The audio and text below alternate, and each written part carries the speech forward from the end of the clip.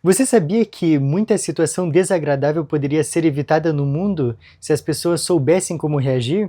Isso pode ser bem óbvio, mas nessa semana nós vamos estudar uma história muito fascinante do livro de Josué, que está lá no capítulo 22. E antes de começar, eu gostaria de ler um verso que vai nortear o nosso estudo essa semana, que está lá em Provérbios 15, versículo 1. Eu só vou ler a primeira frase dele, olha só que legal. A resposta branda desvia o furor. Esse verso, então, aqui vai nos nortear nessa jornada de estudo, que vai ser bem interessante, e nós já estamos quase finalizando essa nossa lição sobre o livro de Josué. Olha só que interessante, quanto aprendizado. E é interessante que você não fique só nessas semanas, ou seja, você ter estudado só nessas semanas. Você pode revisar esses estudos, eles vão estar aí disponíveis no canal, ok? Para você que não sabe do que a gente está falando aqui, a gente estuda a lição da Escola Sabatina, uma lição que a cada trimestre se renova. Esse trimestre, como eu já falei, a gente está estudando sobre Josué. O próximo trimestre, que é o primeiro trimestre de 2026, eu já tenho aqui a lição em mãos, que é Cristo em Filipenses e Colossenses. Olha só que especial, eu estava dando uma lida aqui nela, vendo os títulos, e vai ser muito legal também para a gente estudar ela. Então já adquira a sua para você não perder o conteúdo, ok? Então já vê aí se você está inscrito no canal, para você também fortalecer o canal, ok? Antes de começar então o nosso estudo, vamos fazer uma oração? Grandioso Pai, nosso querido Deus, nós te agradecemos pela oportunidade de estudarmos a sua lição. Pedimos nesse momento que o Senhor nos instrua, que o Senhor nos dirija para que possamos não apenas aprender, mas também colocar em prática nas nossas vidas. É isso que pedimos e desde já agradecemos, em nome de Jesus. Amém. Então pegue aí a sua lição, a sua caneta e também a sua Bíblia, a Palavra de Deus, porque vai ser muito legal de estudar esse conteúdo. Então, o tema dessa lição é Vivendo na Terra Prometida. Você já deve ter visto ou ouvido a Terra Prometida, que a gente está falando aqui de Canaã, né? E vamos ler novamente o verso para memorizar, dessa vez ele inteiro, ok? E diz assim: a resposta calma desvia a fúria, mas a palavra ríspida desperta a ira. Esse é um verso de Provérbios que traz muito sentido para as nossas vidas. Imagina que uma pessoa vem para você cheia de fúria para falar alguma coisa. A tendência natural do ser humano é o quê? Responder na mesma moeda ou até pior. Mas a gente vai ver aqui que o conselho do sábio Salomão é justamente você fazer o contrário. E a gente vai ver um exemplo muito legal disso nessa semana. Então vamos para a nossa introdução da lição? Viver em comunidade pode às vezes gerar tensões e até disputas. Isso é muito real, né? Porque nem sempre será só um pensamento. Quando mais de uma pessoa mora em um ambiente, a tendência natural é que elas divirjam em algum ponto. E olha só, na igreja não é diferente. Esse estudo que a gente vai fazer hoje está baseado lá em Josué 22, que houve um grande mal-entendido. Um mal-entendido que poderia ter trazido consequências desastrosas. Uma delas poderia ser o extermínio de 2,5 tribos. E o que foi esse mal-entendido? Foi porque 2,5 tribos das tribos de Israel, eles construíram um altar. E para que seria esse altar? A gente vai ver aí também na nossa lição. E aqui, na nossa introdução, a gente pode ver algumas perguntas muito legais que a gente vai responder ao longo dessa lição. A primeira delas é assim: por que é tão perigoso chegar a uma conclusão precipitada sobre o comportamento dos outros? Às vezes você olha uma situação por fora e já tende a pensar alguma coisa.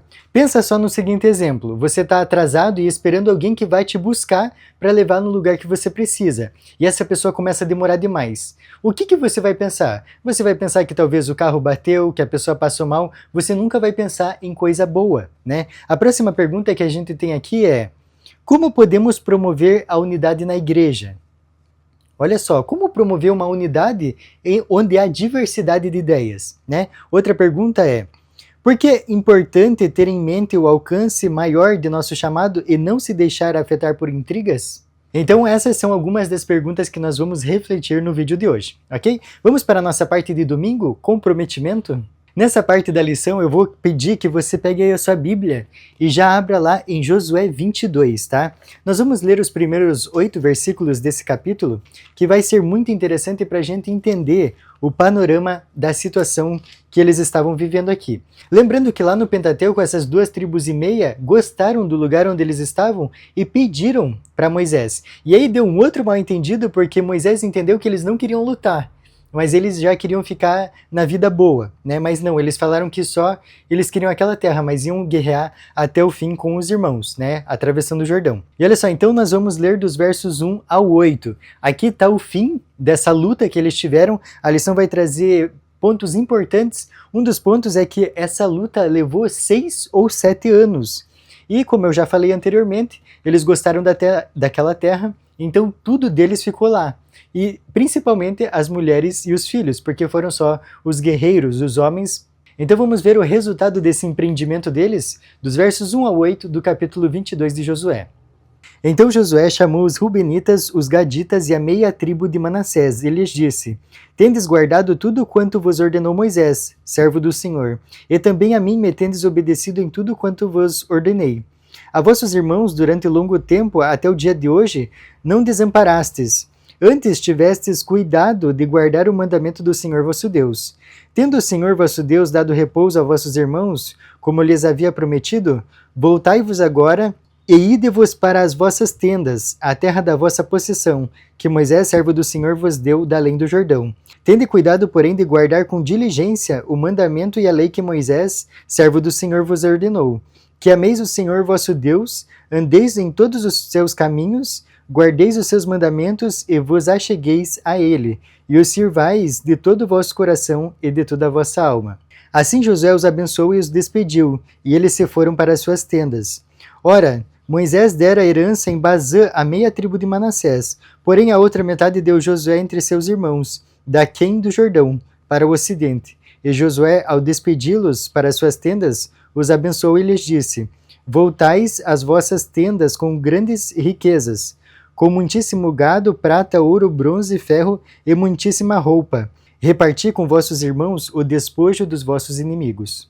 Imagina 6 ou 7 anos guerreando. Imagina como estavam diferentes os filhos pequenos quando eles voltaram. Agora uma pergunta muito importante de se fazer. Será que essa separação de tribos manteria a unidade delas? Josué mostrou como seria possível essa unidade. Eles não serviam a seus companheiros israelitas, eles serviam a Yahvé. Nós encontramos esse mesmo princípio no Novo Testamento.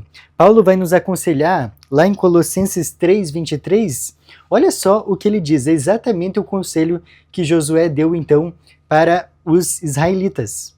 Tudo quanto fizerdes, fazei-o de todo o coração, como para o Senhor, e não para homens. Na nossa vida a gente enfrenta muitos desafios e dificuldades que naturalmente fazem a gente desistir das coisas. Mas quando a gente lembra que a gente está trabalhando para Deus e não para os homens, isso fortalece a nossa fé. E um verso que pode te amparar nos momentos de desânimo está lá em Mateus 28, versículo 20. Lá no finalzinho dele diz assim: E eis que estou convosco todos os dias até a consumação do século. Olha só, não importa qual dificuldade, qual problema, qual circunstância você esteja passando, você tem que lembrar que Deus está do seu lado. E isso é importante a gente lembrar sempre. Pode estar extremamente escuro, mas Jesus está com você, ok? Vamos para a nossa parte de segunda, que diz acusações. Então agora nós vamos continuar a nossa leitura do capítulo 22. Agora nós vamos ler 3 versos, que são o 9, o 10 e o 11, de Josué 22. Assim os filhos de Ruben, os filhos de Gad e a meia tribo de Manassés voltaram e se retiraram dos filhos de Israel, em Siló, que está na terra de Canaã, para se irem à terra de Gileade, a terra da sua possessão, de que foram feitos possuidores, segundo o mandamento do Senhor, por intermédio de Moisés. Vindo eles para os limites pegados ao Jordão, na terra de Canaã, ali os filhos de Ruben, os filhos de Gad e a meia tribo de Manassés edificaram um altar junto ao Jordão, altar grande e vistoso. Os filhos de Israel ouviram dizer: Eis que os filhos de Ruben, os filhos de Gad e a meia tribo de Manassés edificaram um altar defronte da terra de Canaã, nos limites pegados ao Jordão, do lado dos filhos. Você notou nessa leitura que eles já não são chamados de israelitas? Eles são chamados de filhos de Ruben, filhos de Gade e também filhos da meia tribo de Manassés. Enquanto o outro grupo que ficou do outro lado do Jordão é chamado de filhos de Israel. Eu gostaria de continuar a leitura no versículo 12 para você ver um outro termo que são chamados os filhos de Israel, ou seja, as 9 tribos e meia. Olha só o que está escrito então no versículo 12. Ouvindo isto, os filhos de Israel, ajuntou-se toda a congregação dos filhos de Israel em Siló, para saírem à peleja contra eles. Você notou que nesse verso fala toda a congregação? Aqui está falando especificamente das 9 tribos e meia. Então dá a entender que as outras 2 tribos e meia já saíram de jogo. Toda a congregação só envolve as 9 tribos e meia. Outro ponto muito importante que a gente tem que comentar aqui é que o texto fala que eles fizeram um altar. Só que não deu mais detalhes disso. E quando o resto de Israel ficou sabendo disso, o que eles pensaram naturalmente? Que eles tinham se rebelado contra o Senhor. Lembra que eu falei anteriormente que a tendência natural não é pensar coisas boas? Olha só o que aconteceu aqui. Por eles saberem desse evento, dessa construção desse altar, eles já foram para a peleja, que foi ali o fim do verso 12. A falta de consulta a Josué ou a qualquer líder de Israel abriu espaço para um mal-entendido que potencialmente poderia levar a um conflito horrível ou terrível, né? Que é o que a gente vai ver na sequência, na parte de terça-feira. Olha só, assombrado pelo passado. Agora nós vamos continuar a nossa leitura do capítulo 22, dos versículos 13 a 15. Olha só o que diz. E aos filhos de Ruben, aos filhos de Gade e à meia tribo de Manassés, enviaram os filhos de Israel para a terra de Gileade, Finéias, filho de Eleazar, o sacerdote, e 10 príncipes com ele, de cada casa paterna um príncipe, de todas as tribos de Israel. E cada um era a cabeça da casa de seus pais, entre os grupos de milhares de Israel.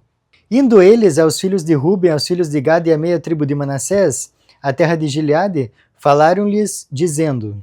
Olha só, aqui a gente entende que antes deles aceitarem esses rumores, né, essa fofoca, eles enviaram uma delegação lá para averiguar, para ter certeza do que eles tinham ouvido. Ali um nome que se destaca é o nome de Finéias. Finéias é um baita líder de Israel, que ele tem uma história bem impressionante lá em Números 25, que você pode pausar o vídeo aí e ler essa história. Ele se posicionou a favor de Deus contra todo tipo de apostasia. E continua a história no versículo 16.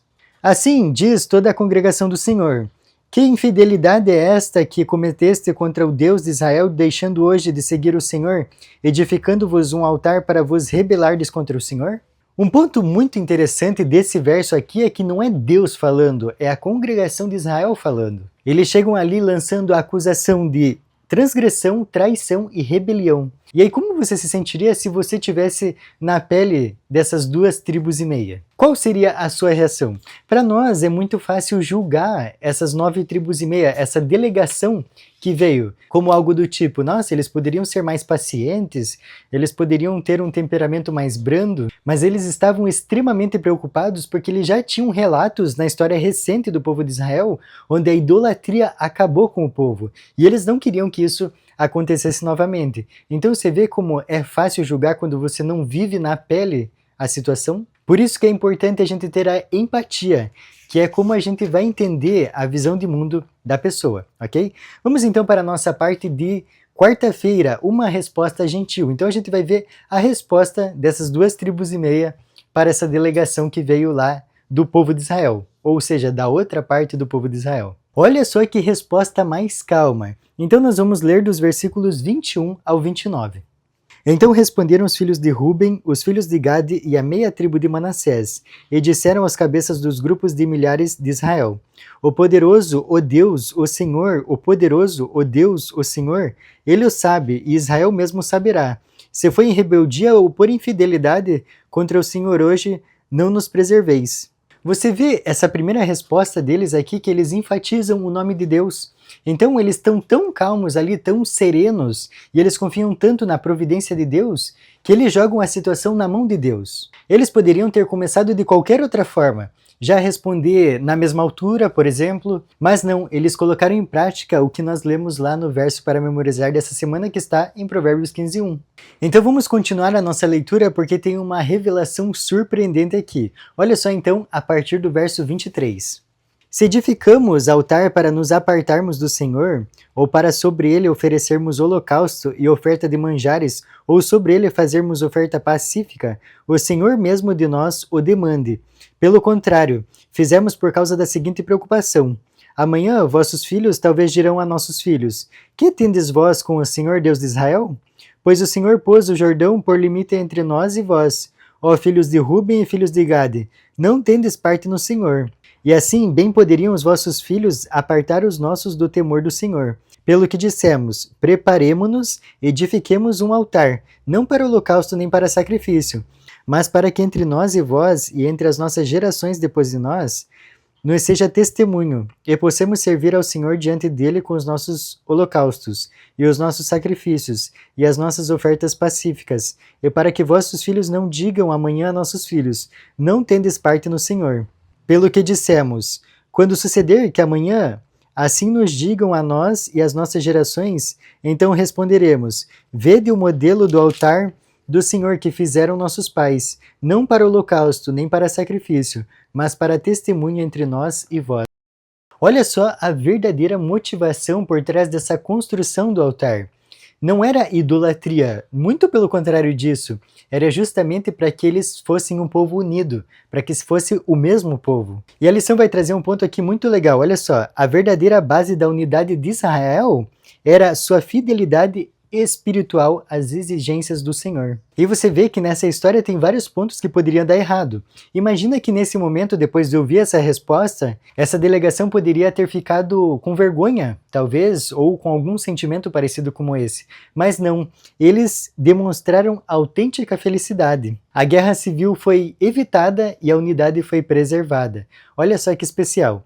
E agora, na parte de quinta-feira, nós vamos tirar algumas lições, na verdade 6 lições dessa história. A primeira lição que a gente vai tirar aqui é que quando as coisas dão errado ou parecem dar errado, buscar o diálogo em vez de reprimir os pensamentos é a melhor saída. A segunda lição que nós podemos tirar é que, mesmo que alguém esteja convencido da sua própria avaliação, não podemos tirar conclusões precipitadas. Às vezes você vê a situação de longe e cria uma história na sua cabeça, mas quando vai perguntar ou vai saber realmente o que aconteceu, é extremamente diferente. Então a gente não pode ter conclusões precipitadas. 3. Converse sobre os seus problemas reais ou aparentes antes de agir de acordo com as suas conclusões. Assim você diminui a possibilidade de erro. 4. Esteja disposto a fazer um sacrifício para alcançar a unidade. É importante ressaltar aqui que quando a gente fala de sacrifício, a gente não está falando ou colocando na mesa os princípios bíblicos.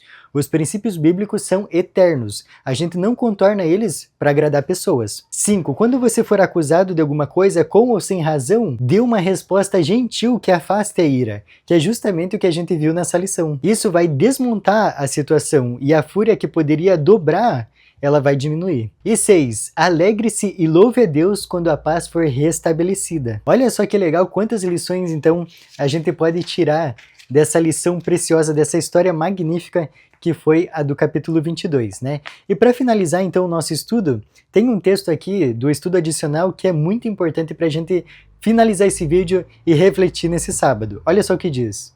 Mesmo sob falsa acusação, aqueles que têm a razão podem estar calmos e ponderados. Deus está a par de tudo que é mal compreendido e mal interpretado pelos seres humanos, e podemos com segurança deixar nosso caso em suas mãos. Olha só que texto magnífico para a gente finalizar. Se você fez alguma coisa na melhor das intenções e foi interpretado de modo errado, deixe esse problema nas mãos de Deus, porque Ele é o melhor para resolver os nossos problemas. Eu fico por aqui, foi um prazer revisar a lição com você e te espero na próxima semana. Até mais!